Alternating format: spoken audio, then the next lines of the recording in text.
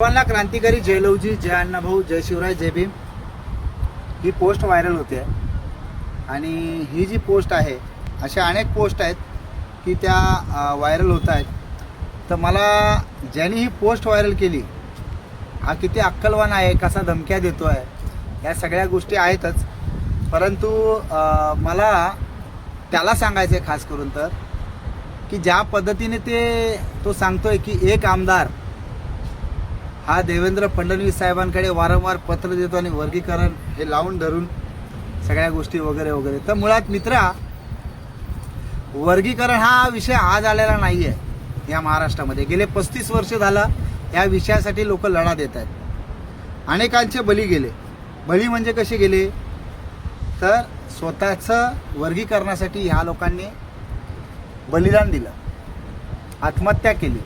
तेव्हा तुमच्यातला कुणी आला नाही रे की आत्महत्या करून वर्गीकरण मिळत नाही म्हणून बोलणारा. तुझ्यासारखा दीडशाना त्याच्यात कुठे दिसला नाही. तर हे जरा थांबव. आणि या धमक्या बिमक्या ह्या सगळ्या विषय आहेत ना, जोपर्यंत आमचे नेते या विषयाला प्रामाणिक आहेत ना, खास करून तो वर्गीकरणाच्या, तोपर्यंत त्यांच्या केसाला सुद्धा धक्का लागणार नाही. कळालं का? तोपर्यंत त्यांच्या केसाला सुद्धा धक्का लागणार नाही. कारण की हा जो विषय आहे ना, हा संविधानाच्या आधारावरती हा आम्ही घेतोय किंवा मागतोय.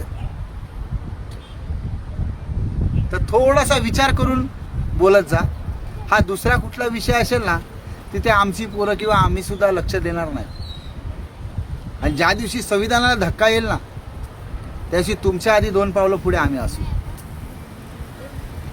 कळालं का? हे जे पसरवतोयस ना तू धमक्या देऊन फिरायला आणि वगैरे वगैरे, या सगळ्या, मला ते शब्द बोलायचे पण नाही आहेत. तर थोडासा आवर घे. मुळात आम्ही गुन्हेगार जमात म्हणून आम्ही ठरलो होतो.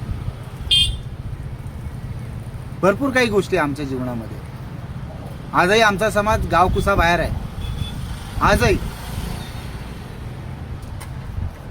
जिथे जिथे आम्ही गेलो तिथे तिथे आम्ही अस्तित्व तयार केलं. घटनेने तो अधिकार दिलाय. भारतीय घटने शिल्पकार परमपूज्य डॉक्टर बाबासाहेबांनी तो अधिकार दिलाय. आणि तो अधिकार आम्ही घेत असताना तुझ्यासारख्या नालायकाला का पोटात दुखतंय हे कळत नाही मला.